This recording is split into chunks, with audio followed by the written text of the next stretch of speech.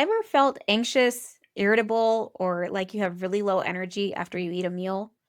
It's not in your head, it's in your gut. Today, we're talking about the gut brain connection, particularly after the age of 35, and how your digestion could be shaping your mood, hormones, and resilience. Welcome back. I'm Dr. Anjali, and this month we've been talking about functional health. We've been unpacking how function drives resilience, whether it's from your gut, your hormones, nutrition, and immune support.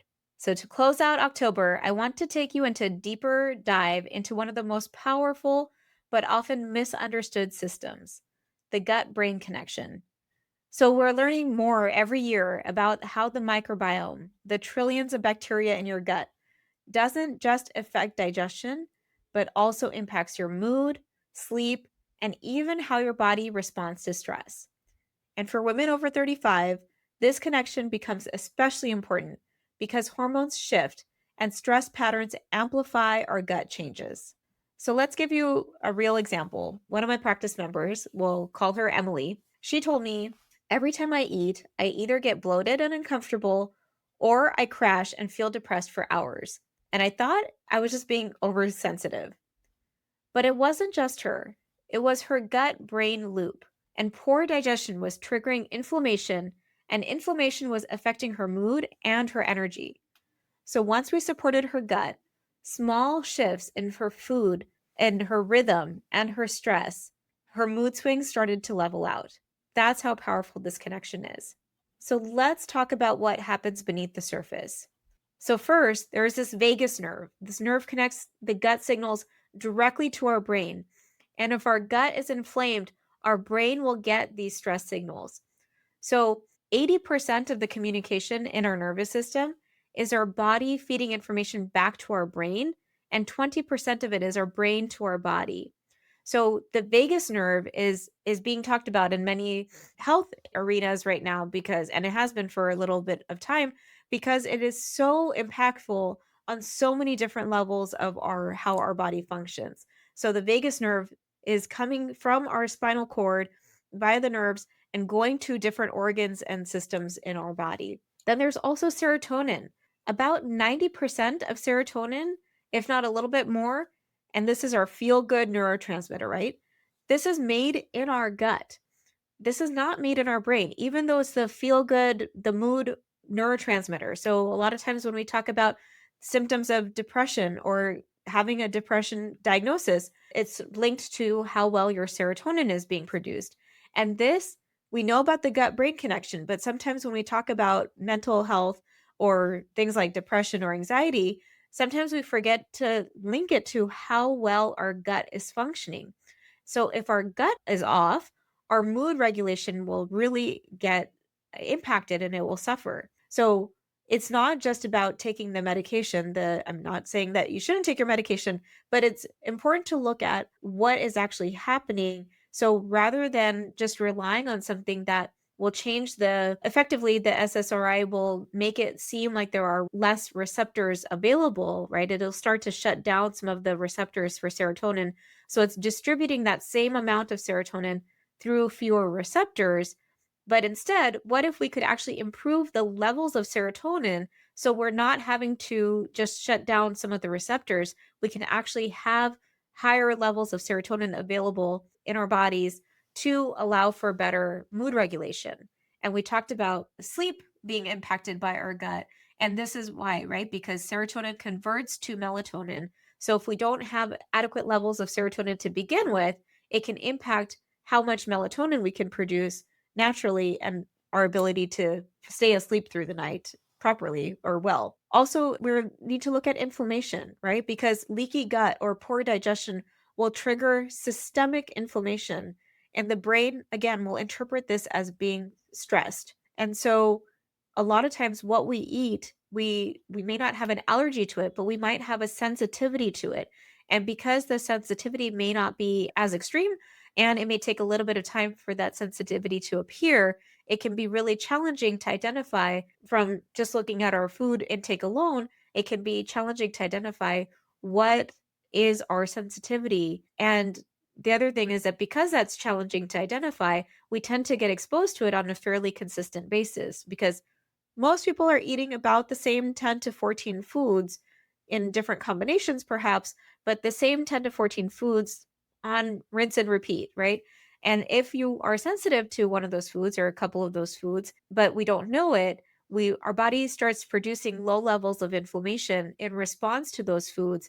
And then because it's happening over time and it's not an immediate feedback, we don't know, right? So we might not feel good. And then we think about what we ate the day before, the meal before, but we rarely look at what we ate 3 days before, right? I can sometimes have a hard time remembering what I ate the previous day, let alone 3 days before. And it also matters what our mental state of being was when we were eating that food, because we've talked about stress in all capacities. So, what our nervous system is like while we're eating that food, if that's triggering inflammation. So, there's a whole lot to pay attention to, which for most people is a lot more than what they have the capacity for, right? Because you have to focus on your day to day other tasks, and most people are not fully available to just look at what are their triggers and what might be creating that inflammation for them. And then when it comes to microbiome balance, right? We hear about it so much, especially these days, when it comes to how much sugar you have, what kind of antibiotic exposure you've had, and what kind of stress shifts you're experiencing in your gut bacteria and how that is impacting your mood. So, yes, your gut literally is talking to your brain, and your brain is constantly listening and triaging accordingly. So, why this really matters after the age of 35 is for a couple reasons. One is that we have hormonal shifts happening at a much more rapid rate, right? So, progesterone and estrogen are changing our gut motility and the microbiome balance.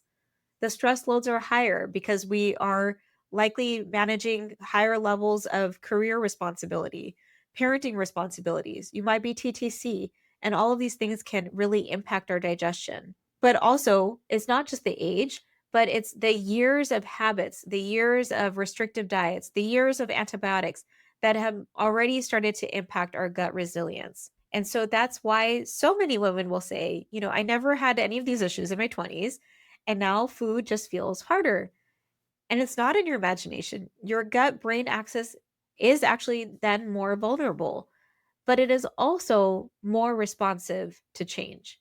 So, on that note, here are some simple functional steps that you can try to incorporate this week. One would be nervous system breathing before you eat a meal. So, ideally, if you could kind of stimulate eating in a fine dining restaurant when you eat a meal, right? In the sense that there's the ambience of where you are has that feeling of low lighting, soft music, that rest and relaxation while you're eating, as opposed to trying to shove a meal down your throat in 5 minutes or 10 minutes or less.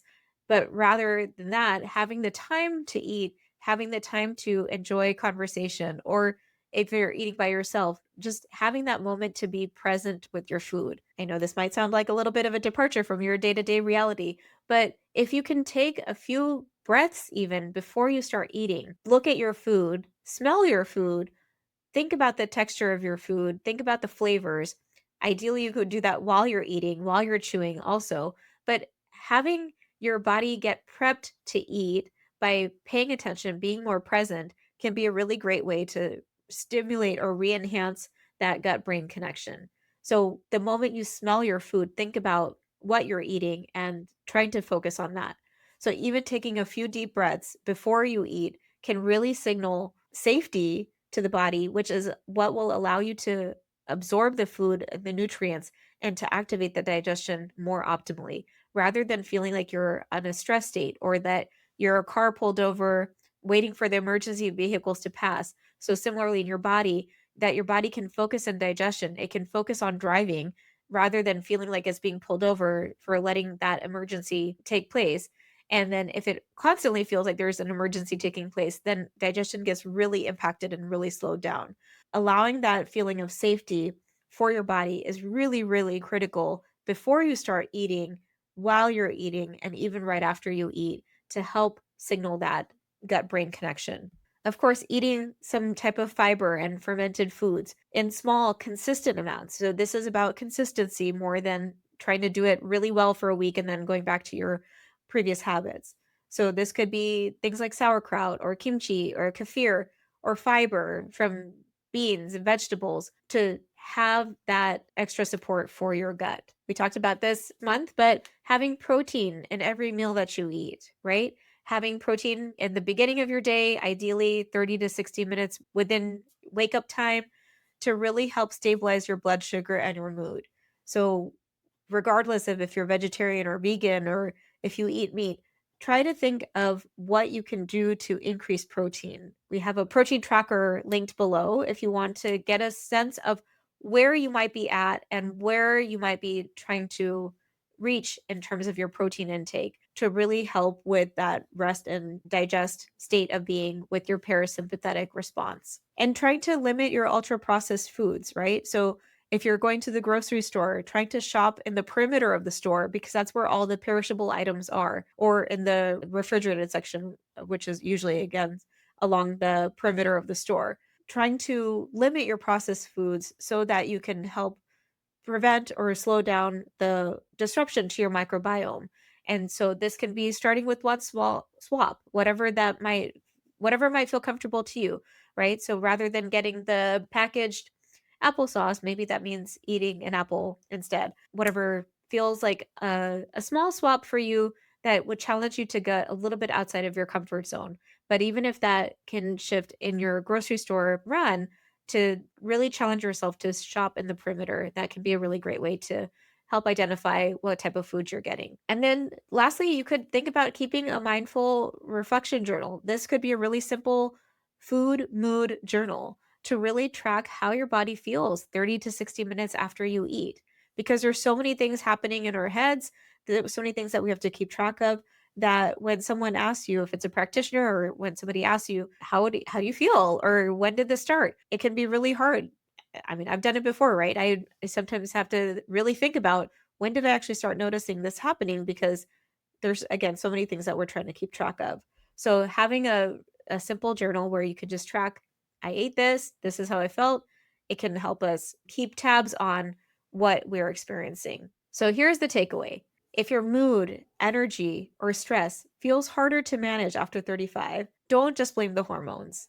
Listen to your gut. The gut brain connection is one of the most powerful levers you can use to regulate your nervous system, your energy, and even your resilience in parenting or preconception. Linked below, you'll find the Functional Resilience Guide. And in this, I've included the food symptom tracker to help you map out your own gut brain patterns. And you can download this in the link below. Thanks for joining me this month as we explored gut, hormones, immunity, nutrition. Next month, we'll be shifting into the emotional resilience side of health. And this is really perfect timing for the holiday season.